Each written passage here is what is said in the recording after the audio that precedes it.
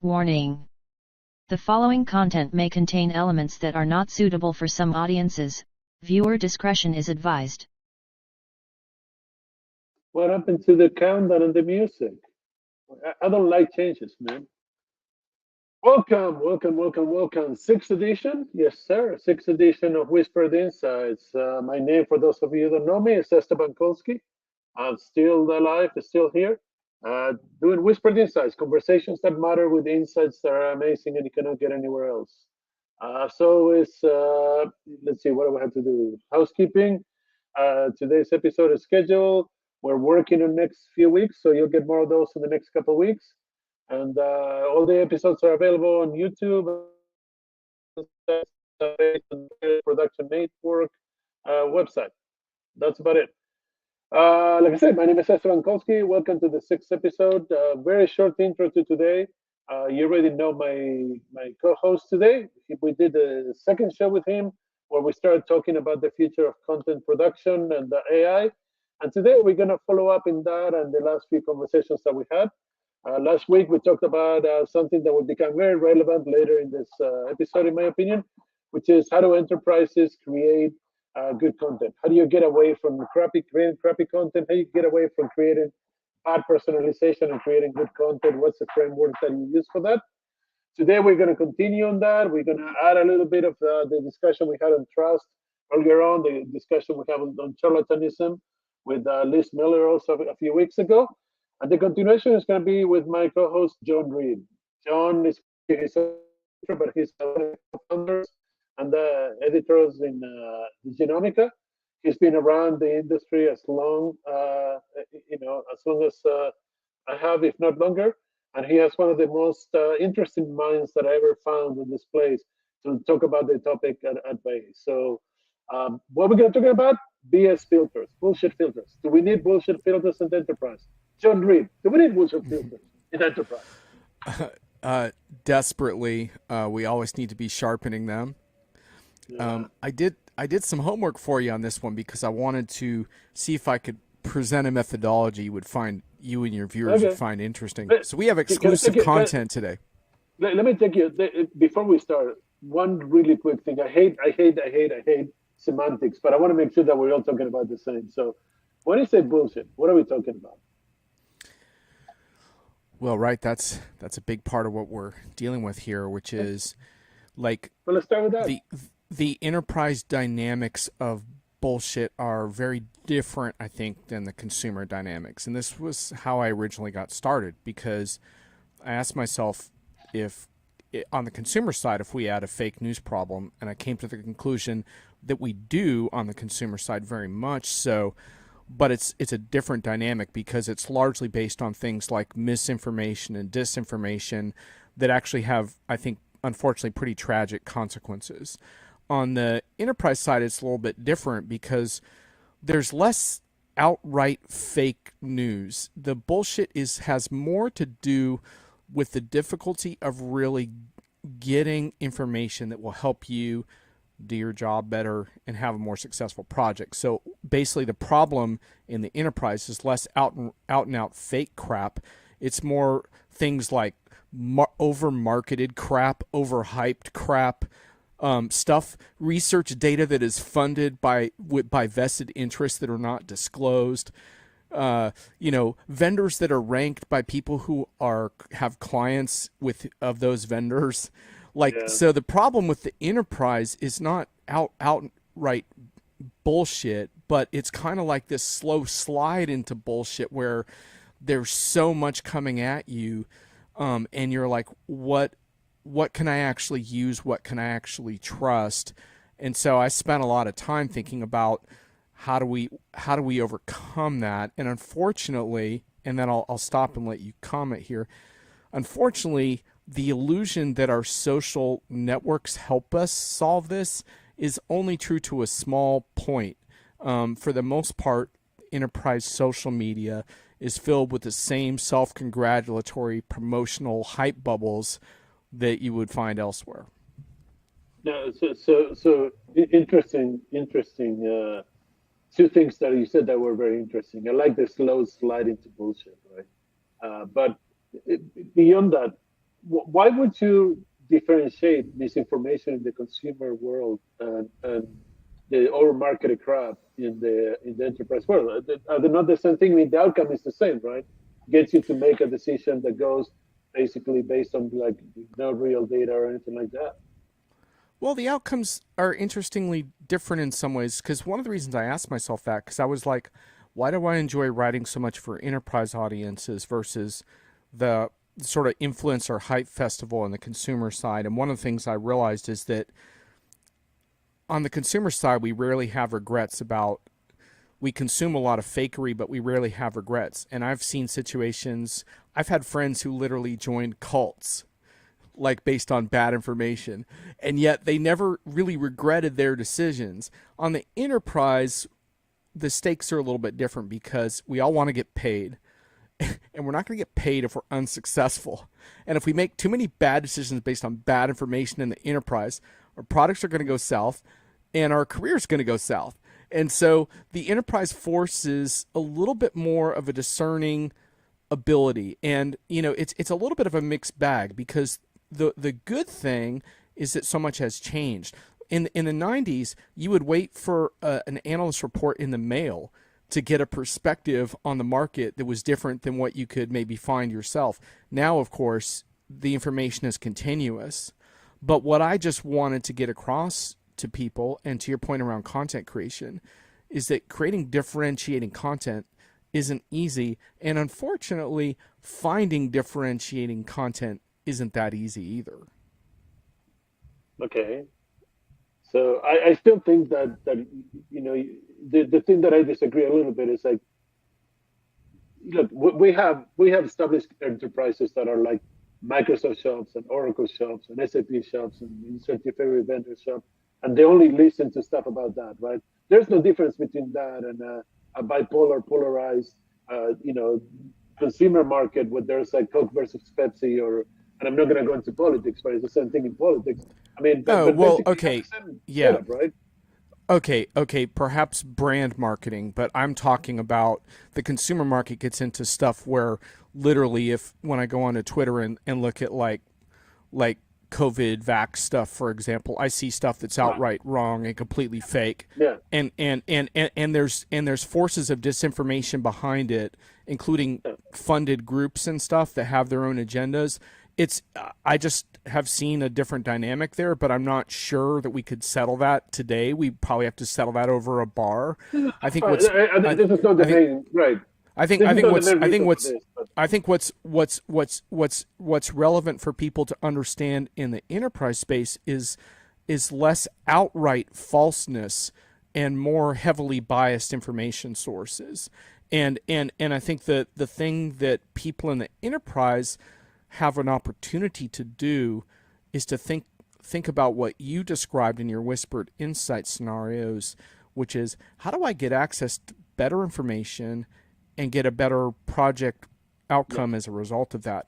And there's some very specific things that you can do, but you have to first recognize the problem. And the problem is that the one thing that is similar between consumer and enterprise is this concept of the filter bubble. And that if we don't make an effort, we get caught up in these filter bubbles. And the filter bubbles are basically being shown the kind of content that we've liked to consume in the past.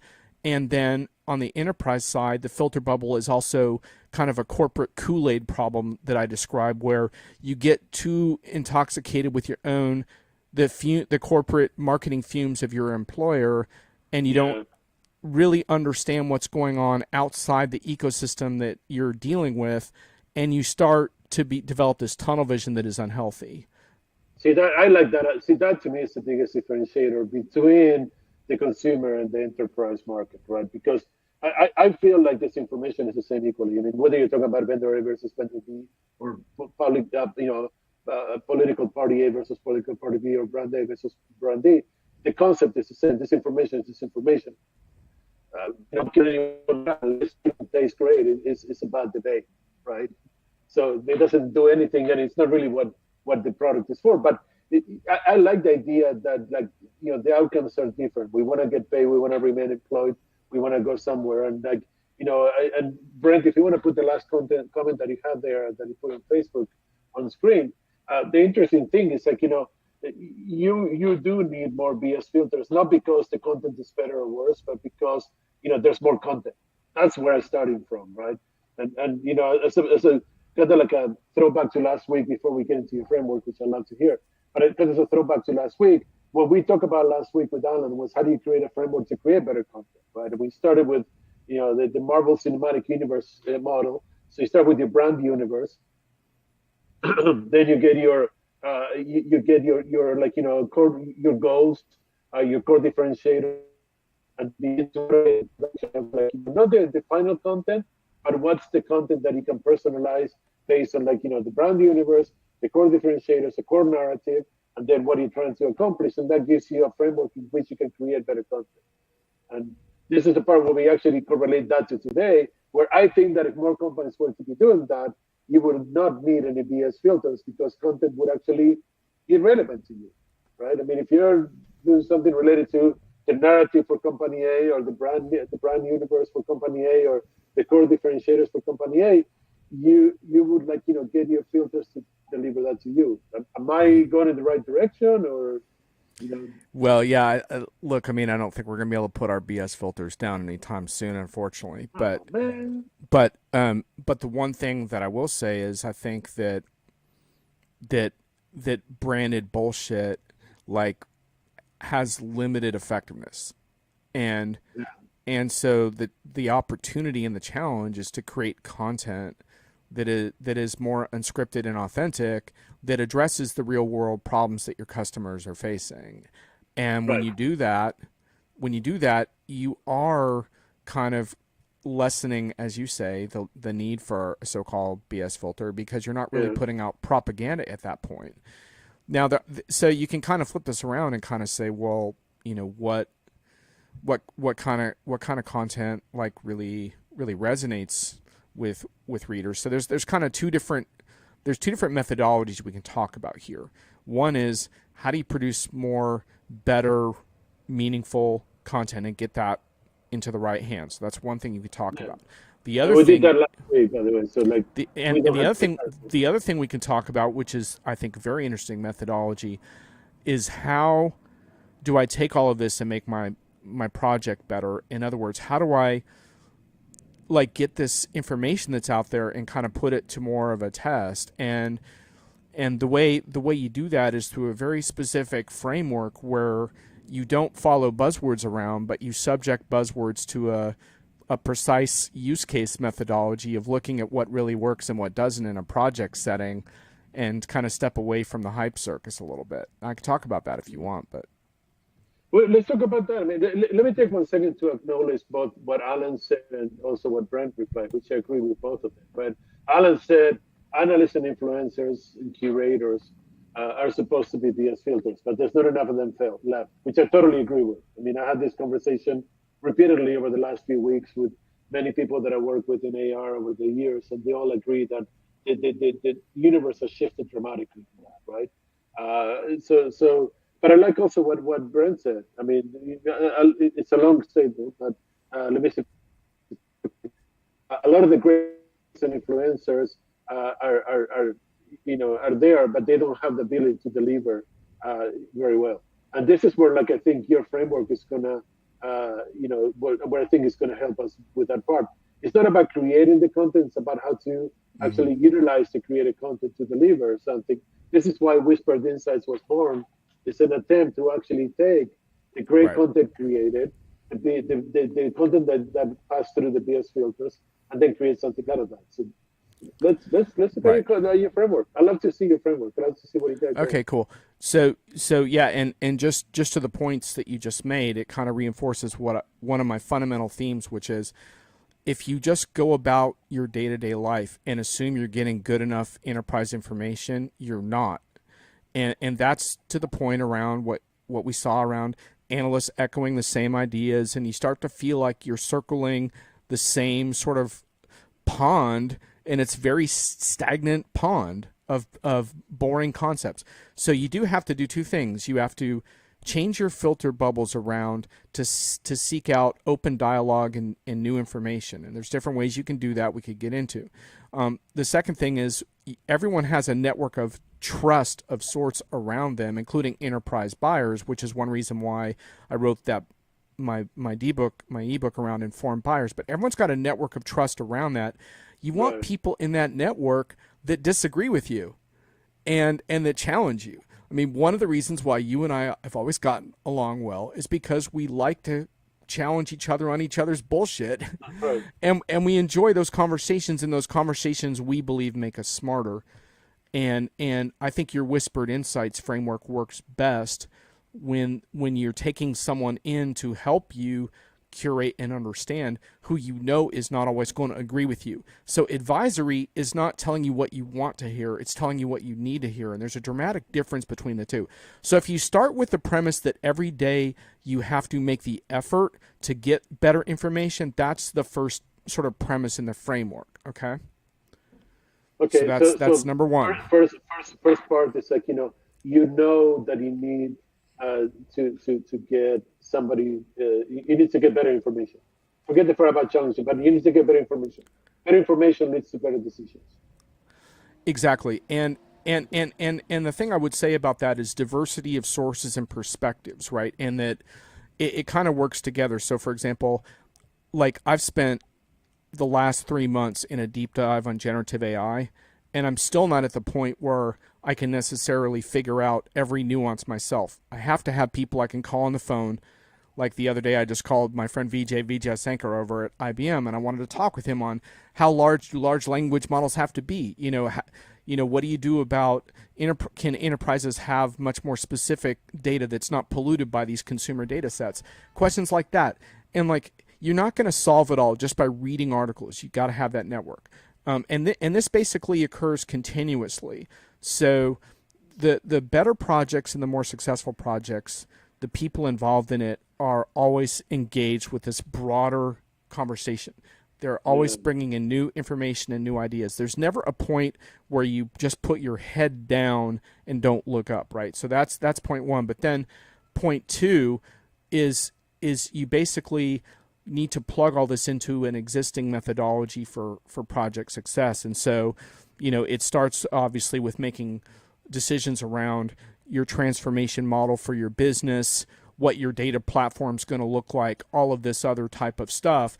But eventually you hone in on a specific project and you hone in on a specific initiative of some kind, and it's probably based on a transformation priority, like getting closer to our customers or our suppliers or whatever that is. And the reason I like to break things down into projects is that while you need to have an overall commitment as an organization, projects are a little easier to get right than everything else. Like transforming the entire company, that's hard, but you can at least focus on what constitutes a successful project, and that's obviously a major focus of what we do at Diginomica in our work. But the point is, so you take a look at what constitutes a successful project, and basically what it comes down to is you need to have an energizing vision for where you want to go and what you want to accomplish with this particular project and how it's going to help you get closer to your customers or whatever. So if it's generative AI or whatever, you need to have an energizing vision for how you're going to serve customers better with this technology. But you also then need a maturity model that breaks down every single step in that process so that it's not some fantasy, but that every step, here's where we want to get, here's how we're going to get there. But the really interesting part is the customer success part, where you force the vendor and the consulting firm and whoever to agree upon customer success metrics that are not their metrics, but your metrics, the ones that matter to you and your organization. How are you going to measure this from an ROI perspective? And everyone has to agree upon that from the beginning. And this is just the beginning. There's a couple more steps I'll get to, but I'll stop for a sec so you have a question. But the point that's really interesting is that once you start subjecting buzzwords and overhyped technology to this type of framework, you start calling BS pretty quickly. Because, for example, ask someone for a 5-step maturity model on the metaverse and see what they have to say. They won't be able to say crap because they don't have one. So a couple things I need to unpack. That's a lot of really good stuff, but a couple things I want to unpack of that. First of all, I completely agree with the last statement that you make. You know, that you have to have BS, and we have to be able to call BS. We talk about charlatans a little bit. We create a couple things around that. We're talking more about using community and other voices in your universe. In a couple of weeks with Lauren Vargas on the 19th of September. Lauren and I were going to have a conversation a little bit deeper. But the part that I want to unpack a little bit is I would like to know. So I have a question for you. I believe, I've been wrong many, many times in my life, almost 3 times now, right? I believe that there's a change of flow in the project of the enterprise. There's no longer multi-years or multi-decade projects that take a significant amount of input from consultants and correlation between 20 vendors and whatnot. I believe that the technology is getting us to the point that we can do that in shorter streams. I won't even use agile or anything like that. Forget that stuff. That's just methodology. But shorter streams, more focus on their specific things. But when you do those things, a lot of the things that we used to that you mentioned ROI, you mentioned a transformation project. A lot of these things don't come into play as much. So if you were to change that aspect, if you were to say we're going to focus on smaller, shorter chunks of innovation versus a big vision, would the same apply? I mean, yes, it would. Yes, it does. But with a major modification, which I was about to get to, but you anticipate it, so good job. You're 100% right, because no matter how transformative the project might eventually be, and by the way, this goes for a generative AI project also. It doesn't matter. I don't care what it is, how excited or sexy you might think it is. These days, every quarter, you have to imagine being in front of the board and giving a progress report on that project that includes a business result every single quarter. Not just, and that business result is not just cost savings on the IT side. It's an actual customer-facing business result. And by customer, I'm using that term loosely to include suppliers or any stakeholder group. But the point is, you have to have some external result, not just an internal efficiency result. And so the cheesy nomenclature for that is quick wins. But when you talk about that customer success metrics, how are we going to measure the success of this project? I want to be able to identify all along the way the different wins I'm going to stack up, because you're right, there's no tolerance for multi-year projects. But I do reject the idea that you have to abandon a multi-year energizing vision of how your company can change, because I think those ideas of transformation and really changing how you do things can be energizing, but you do have to break it down into very, very specific steps, and most importantly, get all the constituents involved in those projects to agree to the same measurements, which is not an easy thing to do, by the way, but it's very, very important. And that sets up the next thing, which I can get to, which brings in your whispered insights. It brings it to a head, so I'll get to that, but I want to see if you have another question first. No, I love the idea that you're actually saying that you want to identify the is there a difference between success metrics and outcomes? Or if you find the success metrics but not an outcome, can you go in front of the board and be okay with that? You could probably do a little bit of both if you can show how you're tracking on certain things, but you do need to be able to say, so for example, like if it's a project about improving customer service, like I'm digging into a study on generative AI and customer service, and there were 2 encouraging things that came out of it. One was showing that your junior level associates were able to solve more sophisticated problems, so you need to be able to show how that's happening. And the other thing was that customers were experiencing more satisfaction and there was less turnover in the call center. These are the kinds of things that have to get measured, but they need to be agreed upon from the jump, and then you need to be able to obviously make course corrections when those things are not working out. And every project is going to be a little bit different in terms of what you agree upon, because some things are a little more tangible and some things are more like employee morale, or at first seem a little more intangible. but they become really important because you have to think about this as far as like employees don't like to be spied upon and surveilled, right? And so you have to come up, Yeah. they have to agree upon how their performance is going to be measured in a way that feels empowering to them, and not like oh my god, I'm like someone's tracking my every friggin' move, because that's just a fail, you know. But those are tactical metrics versus strategic metrics. I mean, the board doesn't need Yep. to know how many employees are engaged every single quarter, or in No, not reality, necessarily, but every unless board's a it's little signification. every board's a little bit different. So part of what you have to do now with these products is to ask your board how they want to measure success, what they need to hear, how this translates to their communications with shareholders, and you provide them with what they need. Basically, is what it comes down to. Okay. But yeah, it should be a combination of serving broader strategic goals and and market positioning goals, but also very tactical things on are we actually getting a result out of this technology. Now, of course, the other thing is you have to satisfy a risk profile around all of this stuff, but that's a different conversation than we're having today. But Yeah. And risk profile is a strategic topic that doesn't really change, but that's a whole different conversation. But actually, we can have that conversation later. But so let me see if I get this right so far. We need better information. We need challenging voices that challenge that information, and we need to align that information with the specific strategic outcomes that the board is going to hear about. Right? Did I get that right so far? Exactly.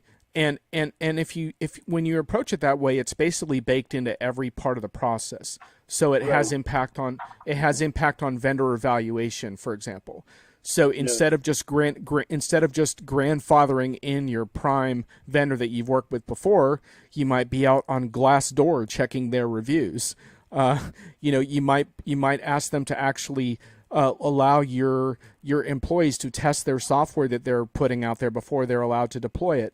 You might bring in someone who's never worked with your company before to provide an outside the box solution that historically you never would have done because you historically only worked with the top 3 on your short list. Like this mentality should infect every single phase of the project. You're always gathering more information and getting new ideas. Now, granted, once you make decisions, you kind of have to honor them. You can't be the person that's always like, what about this? What about that? But the point is, it's always baked into the process. But the part that I think you're really going to like is the next part, which is then you need to set up systems of accountability, which I believe is where the so-called whispered insights really come in. And the accountability takes 2 different approaches. One is a little more technical, which is having some kind of continuous monitoring framework. And these days on projects, there's no excuse for vendors not to be able to start to provide continuous monitoring of how a project is faring, everything from user adoption to technical issues with upgrades and migrations. All of this should be monitored according to specific timelines. AI can perhaps help there to identify patterns and say, hey, this doesn't seem to be progressing as fast as other projects. Why not? Let's take a look. So there has to be a continuous monitoring framework set up. But the other part of that systems of accountability is continuous independent perspectives. So there should never be a point in the project where you're only working with one prime vendor and one trusted consulting firm. It should always be a process of bringing in independent views to come and take a status on how your product is faring, what the issues are. Now, those experts are going to vary based on what you need, the type of project you have. Some of those experts might be more software related. Some of them might be more, help you with software selection. Some of them might be more experts on things like change management or whatever.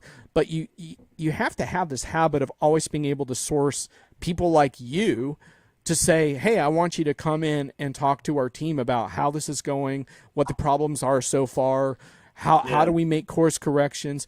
And this is where, if you have a continuous accountability framework like this that includes both the technology and the expert insight, it's a whole different can of worms. Now, this is 2 things in this that are very, very interesting. It's first of all, thank you for including me as one of the sources that people need to hire for that. I appreciate that. Little boost to my I'm just saying. This is why I'm actually trying this model, because I want to get to the point where this is actually reachable by anybody, right? I don't want to be only one if you follow the discussions that we've been having, it's like, how do you set up something like that? Not just me, forget me. I'm a little old guy on the side, but and by the way, I do apologize for the noise. My neighbor is doing construction. I did ask him to stop for an hour. They looked at me like I was from Mars, so I decided not to pursue the matter. So you're gonna hear a lot of noise in the background. I do apologize for that in advance, but this is the part that is actually very interesting because, I like the accountability part of this, right? But this is what usually happens in these things, right? And everything you said so far is changing dramatically the model that we have today. The model today is you find the vendor, Yep. you find the consultant, they align, and you go to war with the two of them and your company for the next 2, 3, 5, 10 years, and then there's progress reports along the way, right? They look at the on that because the goals are so far long in the future, or the vision or the outcome is so far gone that there's nothing along the way. You can say, oh, we're green light on everything, or we're green light on the yellow light on this, but we're working on this. We had a red light moment, but we solved it, and the board thinks you're doing a great job, and everybody thinks you're doing a great job, and guess what happens? In 2, 3 years, you get a different job, you get promoted, you get moved to another place, and then the project is a disaster, but the next person does the same thing, and it keeps going. It's just fucking projects are going forever with no outcomes. Yep. Because nobody actually thought about it. So you're changing that. You're saying, and then to what I was Yep. saying earlier, that you said we had the same thing. This is going to be shorter projects with shorter outcomes. This outcomes need to be strategic, and somebody needs to be accountable for that. Now you said, Yep. and this is the most interesting part of that. You said, I don't think that Gen AI will be able to do that. Or I don't think Gen AI will be able to assume.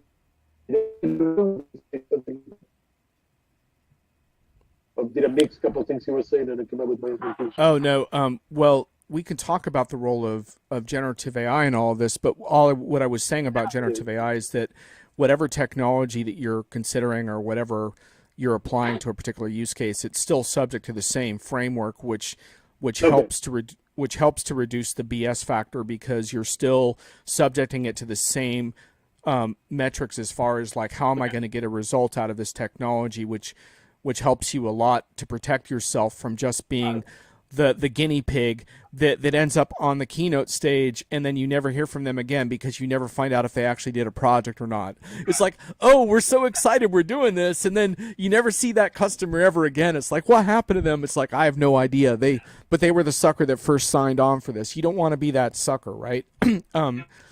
But and the thing is yeah. going to be when it comes to AI, the only goal of AI is automating as many processes as possible. And it cannot be held accountable to that because the only thing that it does is optimizes the processes so they can be automated. But at the end of the day, the process still needs to have an owner, which is going to be a human being in an organization that is going to remain accountable, right? So what I was going to that is do you think that the people in the organization that are going to be in charge of this will want to be made accountable for the short-term and long-term outcomes that they are supposed to produce? It's a good question, and it depends on the organization, right? Because let's face it, a lot of organizations you're looking to spread the blame around as much as possible. But I think if you have a good chance of success, then you do want to own that and achieve that success. And to your point, yes, a lot of this almost feels like science fiction compared to how certain projects are run now. But I am seeing some improvements in certain projects where because basically what's happened is some of this ability to measure these milestones and incorporate them into more of a customer success framework. Some of that has been developed. It just needs to be appropriated by customers instead of allowing vendors to define, for you what customer success looks like. You need to appropriate that conversation. But some of the tools to measure some of that stuff are there.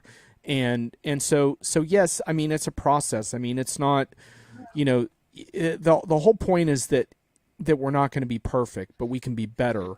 The more disconcerting thing, I think, is the role of AI in all of this, because I don't think AI is going to be much of a help in terms of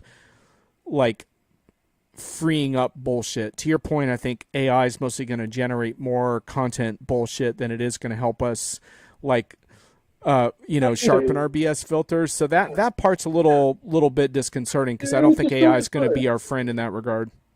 So initially it will be the same as any technology. I mean, 15 years ago when we started with digital transformation, People were like, Yeah. oh, I'm going to put a digital transformation in place. I have 6 months to put a strategy and then I'll implement it. And then the smart voices said, this is going to be a 10, 15-year process. So like, don't rush to get it right the first time. Try again. And I think it's the same thing with AI. And I think it's like the same thing with the BS filters. I mean, Right. going back to the BS filters, without the right information, none of this process and none of this framework actually has any effect. Right. Right? You can't be accountable if you were fed shit. That's the bottom line. I mean, if a vendor says, we're going to do this, and then they don't do it, you can't be held accountable for what the vendor didn't do. So without the right filters to filter that out, there's something there. But, I think that BS filters are critical for this. But then things start to change. I see some early adopters, not yet mainstream level, but early adopters that are going to we don't want to do it that way anymore. We want to do it differently. We want to move forward differently. And are these early adopters then the people who actually would care the more about the BS filters and how to get them up and get it running? Or is it something that will continue to evolve over the next 10, 15 years together with AI? I mean, have we had BS filters for a long time and they don't work? Well, okay, so there's different kinds of early adopters, and I can't summarize them all, but just for simplicity's sake, I see two kinds. The kind I worry about is the early adopter that basically takes whatever warm pudding the vendor's serving up at any point and installs it. Yeah, and every vendor has these customers that all you can eat, right? Yeah, we'll take that. Give us a license for that. Sure, we'll do that. I don't like that kind of early adopter, but the early adopters I do like. I think I would point to a company like a Netflix, where Netflix was out in front on things like generative AI and computer vision and stuff like that, and applying that to their content. But that's because they have a cutting edge IT development and mentality within their organization where they're gonna. Now, granted, not every organization can be Netflix. I'm not trying to say that everyone has those kinds of technical resources, but the point is that even if you don't have all those technical chops, I think you can still have the mentality that I don't necessarily think you want to be the first person to install every technology, but you do want to kick tires on it and understand what it's capable of, right? Because you might have kicked tires on blockchain and decided, you know what, blockchain's not for our organization right now, but at least I understand blockchain better than any of my competitors do. And that's the goal. And if you understand the pros and cons with more precision, then you can make the right decision on whether to be actual early adopter or not. I love that. Better than others should be the goal here. Not perfect. And like you said, I mean, you GAI for 3 months. I still need to go and get idea from other people. This is what the BS filters. This is where your community. This is where your proper content distributed to you makes more sense, because you need to understand it better than others for your specific outcome. And then your outcome is being shortened from 10 years to 6 months or even 3 months in some cases, but that doesn't work. But to 6 months, let's say, right? And then how do you become accountable for that? That's what you're saying. And I love that idea. I love that concept, right? And there's a couple more things I want to broach before with the end, but how many more steps we have left of the framework, or how many more pieces we have left? I think that's basically it. Let me just double check, but I think my God. No, that's basically it. I mean, I just added some notes on the role of AI in all of this. And I don't think we don't completely know how AI fits into all of this. I think we have a sense that in general AI and predictive technologies and analytics are going to play various roles in all of these things, but we don't always know why. In general, the one thing I do think is interesting is the potential for AI to help. I'm a little more optimistic on AI for help personalize the distribution of content rather than create it. I'm not as big a fan of AI created content, but I really like AI. So for example, if you're Esteban and you have a bunch of whispered insights on a few different topics, like maybe some of it is around customer service experience, maybe some of it is more around supply chain, maybe some of it's around marketing, like the ability for AI to distribute that appropriately within an organization to the leadership that would find your insights most relevant. I like AI for that. So to me, that's what's interesting. The fun thing is you just define a perfectly good use of AI. a use case for AI that most people don't know. But I'm going to say this: we know the outcomes that AI is possible, is capable.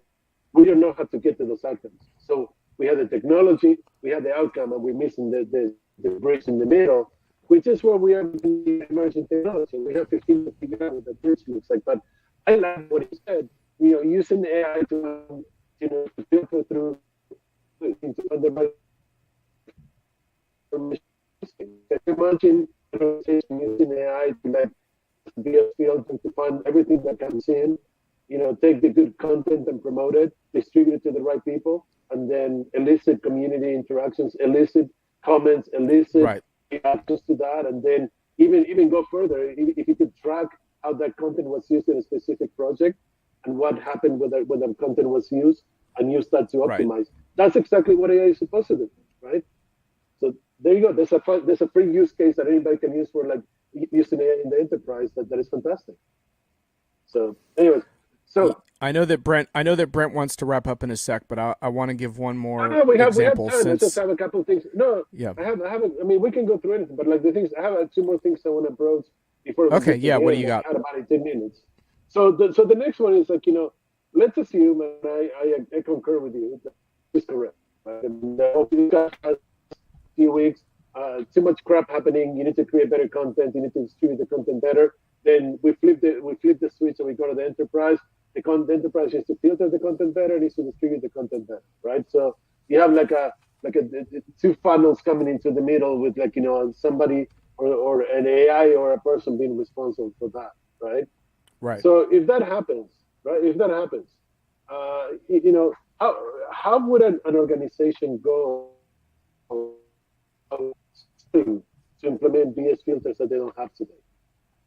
Not everybody has them. I'm going to assume that I agree with that. Few companies have BS filters in place, and they're using them and they know what they're doing and everything, right? So how would a company go about, starting the process?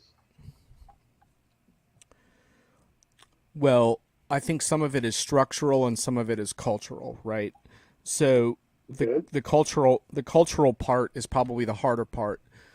The culture part is about humbling yourself to accept that no matter how well we're doing in the market right now, we don't have all the answers and all the ideas, and that we need to be humble enough to seek out challenging perspectives all the time. That's kind of a culture thing that people just have to embrace, and some companies are just a lot better at than others because for some companies just seem to have a disability, like an inability to like be confident in themselves but also be humble. But I think you have to have that. But then as far as like the BS filters part, I think there's like a structural aspect of it where you basically put into place structures inside your organizations that allow people. You talked about community, so I think your upcoming show is really important about that, where you can flesh that out more for listeners. But basically community and community oriented discussions that are open, that allow people to voice questions and concerns and get better information are a big part of this process. And I don't think there's any question that reskilling becomes part of this, which is one of my most hated buzzwords right now. But part of this concept is, how do you provide employees with continuous learning opportunities that they can partake in without abandoning their jobs for a week or a month, because that's really no longer feasible in most cases. And so you do have to create a kind of continuous learning environment and stuff like that. So there isn't like any kind of simple answer for that, and I don't have a methodology for that for you today. But maybe next time I can do that, but I don't have it for you right now. No. I mean, So this is an ongoing conversation, and I saw the message that we're having connectivity issues also. So look, I've been on the road for the last couple of weeks. I won't be anymore in the next few weeks, but I apologize to those people who wanted to be participants and didn't get to. But we can wrap it up in a couple of minutes. Between the noise and the connectivity, I'm very frustrated myself, and I can't really focus on the conversation. So I apologize to you as well. But I think we got some really good stuff here, and I think that I'm going to take the right clips and create something very interesting between last week and this week. But uh, let me ask the final question, and then we'll wrap up so we don't have to go through this and expose everybody to the crap that I have to go through. Um, you know, Do you see this happening? That's the bottom line here. I mean, we have conversations about changes in everything, changes in content creation, changes in content consumption, changes in project management, changes in decision making. The whole underlying framework on which I started whispered insights, right?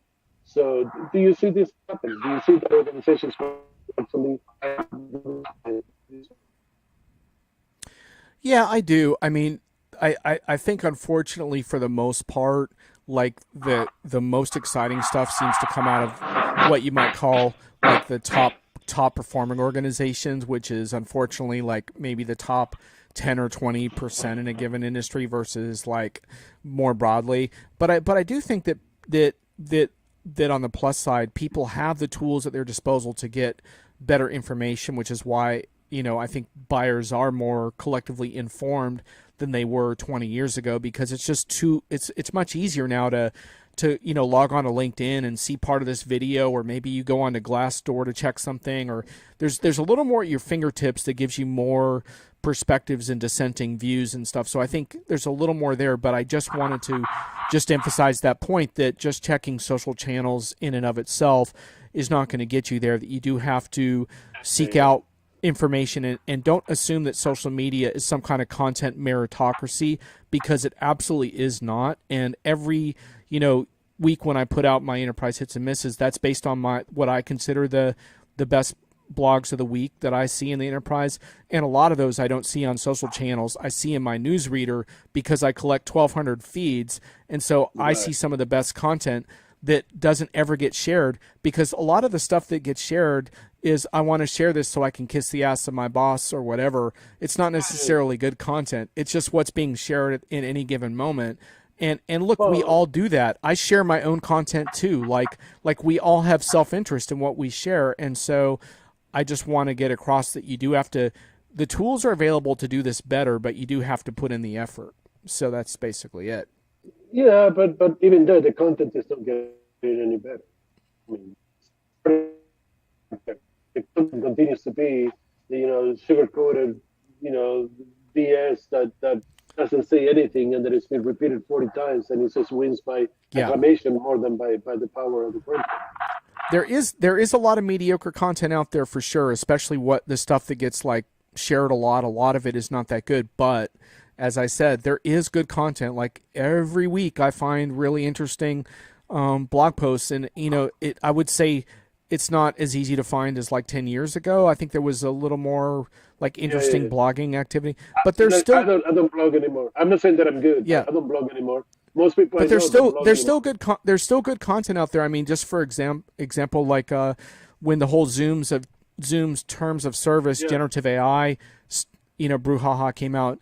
Hyun Park over at Amalgam Insights wrote this fantastic blog post on providing context on this and what it means for CIOs and CXOs.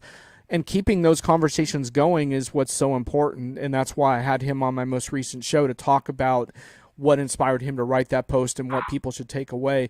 So we owe it to ourselves collectively to elevate the information that is useful. And Esteban, we can't succeed totally because there's some big budget marketing departments behind a lot of this BS content, but we can create a counter narrative, and counter narratives are powerful and important, and they resonate. And so that's what we got to do.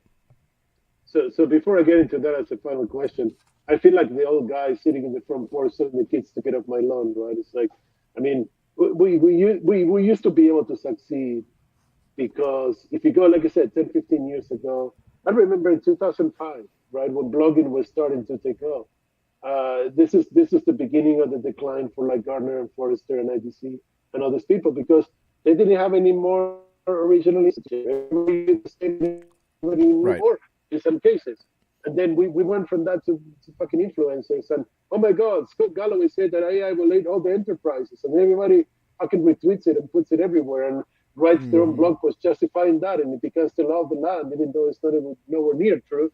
And now we have influencer content versus like real content. And hey, biggest filter has 6 names, and then you will get nothing that is shit in the enterprise anymore, because there's 6 people that do that, So I didn't say that when I was a Gardener, dude. Don't start drinking.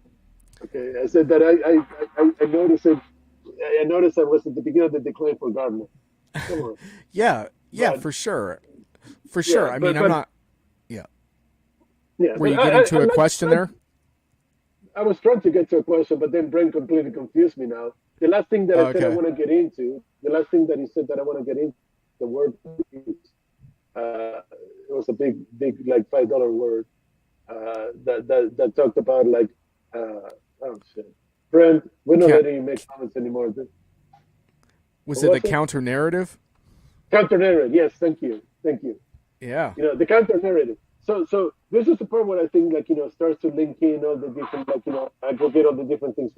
When we talk to Alan, we talk about a core narrative, a corporate narrative, something that is core to the brand, right? A brand narrative. And now you have a counter narrative. So how does the counter narrative that you need to create? I'm assuming that this is for the content creators, the counter narrative, right? Yeah, right. Because I think about it a lot because I want to call BS on stuff, but if I just go around calling bullshit on everything, that's really, really like boring. That's like shtick after a while. So I have to create a counter narrative for that that's interesting. And so the counter narrative is all about like how do we actually achieve meaningful success and get more precise in our discussions, but also I want to keep intellectual curiosity alive and the exchange of ideas alive. And so it's not good enough to just say all this marketing crap is junk and it's hopeless. We have to say, hey, there's a growing, cadre of individuals that really want to keep these dynamic discussions alive and have better projects as a result and have more community and hey, even more fun. And so like that counter narrative around that to me is really, really important because you can build culture around that. And you could probably have Alan on the show and do a better job of that than I can, but I believe in that stuff. So I like the concept of counter narrative, building culture around it. And when you said before that one of the initial stages to create BS filters in enterprises to change the culture. So it's not an AI topic or a technology topic as much as it is a cultural topic that you need to have, and this is what we discussed with Liz a couple of weeks ago, right? It's like you need to have the ability to have somebody who calls bullshit to bullshit and bring that into the culture versus being afraid to call it because, well, if I say that my boss is a team vendor X all the way, and if I say something about vendor X, I'm going to get fired, going to your initial comment that we don't want to get fired, we're going to get paid.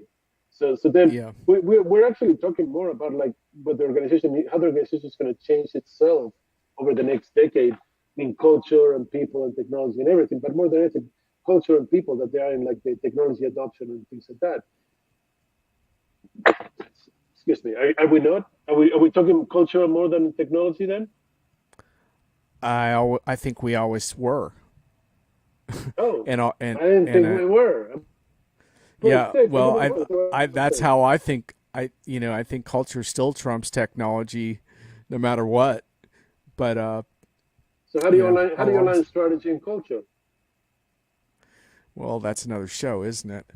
That's a big show, dude. Yeah, Come on. But look, I mean, I think it starts with having an energizing belief in how your particular tribe can make a difference in the world.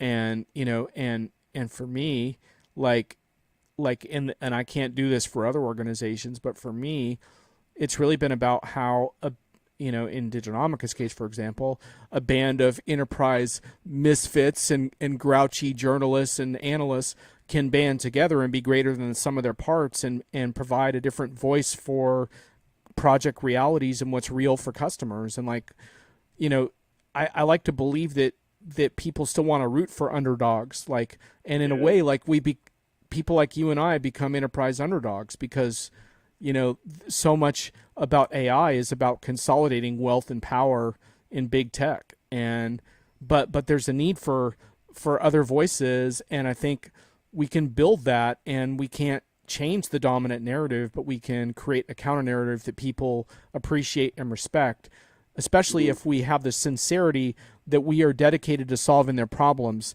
not just bloviating like analysts, but genuinely solving customer problems. And the last time I was at a big analyst session around analyst relations, that's what I said, we've lost track that we're here to serve the customer first and foremost. And if we put if we put that sincerely at the center of our conversations, I think we get enough momentum that people care. And that's always been my thing, is like, just have enough attention, enough good conversations. Don't try to fix everything. Okay, we're going to cut it just a couple minutes short, even though I would love to continue. I do apologize for all the logistics issues. You know, my city sound, my background noise, my connectivity. You know, I promise this will be resolved over the next couple of weeks. We'll have a much better show. But this was a great conversation, more by logistics. You know, I really enjoyed it. I thought it was worth it. I agree with you. I think it's worth it. And I think that, you know, I'm the small dog, not even an underdog. I'm the small underdog. Are you kidding me? But you know, I would love to talk some more about the counter narrative. I think that we can do another show on that, because I'm going to try to put together over the next couple of weeks the alignment of what we discussed in the past with this, and create like a narrative that goes in all the shows we had so far and how we continue forward, because I think there's something interesting. But I would like to do that and then go some more. But before we go, I'm going to have to forget, what did I not ask, or what's a good question to ask that I forgot, that I'll be happy to provide some context. Well, I think that's basically it, which is, you know, keep your BS filters sharp, come up for air more often, mitigate filter bubbles by designing for open dialogue, and always put buzzwords through a use case methodology on your own project. If you do that stuff, I think you'll be good. That one more. I love put buzzword through your use case methodology. I love that shit. So, okay. Thank you. And it was a fantastic conversation. Thanks, all. As always. I apologize for all the frustrations in the narrative and the logistics. My name is Esteban Kolsky. John Reed is with me today. He won't be next time. Next time, we're still working on a topic and a guest. We had some other logistics issues, so stay tuned for that. But the week after that, it will be Alan Bergson with his studios. They're going to be talking some more about cultural narratives. The week after that will be Lauren Vargas talking about community. And I guess the only one left here talking now. My name is Esteban Kolsky again. Thanks for joining, and hopefully next time and going forward, we won't have any more logistics nightmares. Brent, back to you.